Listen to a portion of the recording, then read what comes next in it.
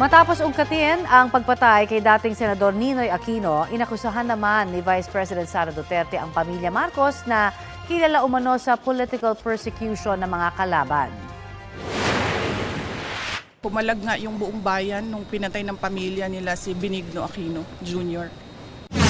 Remember, they are known for political persecution. They suppress and oppress opposition. Kaya, hindi nakaganti si Benigno Aquino Jr. kasi hindi siya nagbilin. But you know, Benigno Aquino Jr. is not Sara Duterte. So, ibang tao din siya.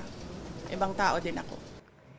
Iniugnay man ngayon ni Vice President Duterte ang pamilya Marcos sa pagpatay kay Ninoy, itinanggi naman niya noon ni dating Pangulong Ferdinand Marcos Sr. Sa investigasyon ng Agrava Fact-Finding Board noon, lumabas na military conspiracy ang nangyari. Muling dininig ang kaso matapos ang 1986 People Power Revolution, pero hindi pa rin natukoy kung sino ang tunay na mastermind. Wala pang bagong komento ang kasalukuyang Pangulong Marcos sa akusasyon ni Vice President Duterte, pero dati nang sinabi ng Pangulo na hindi ang kanyang ama ang nagpapatay kay Ninoy. Sa pahayag ng pamilya Aquino para sa kaarawan ng dating senador ngayong araw, sinabi nilang marahil na si Ninoy ang nakaranas ng pinakamatinding panggigipit mula sa mga Marcos.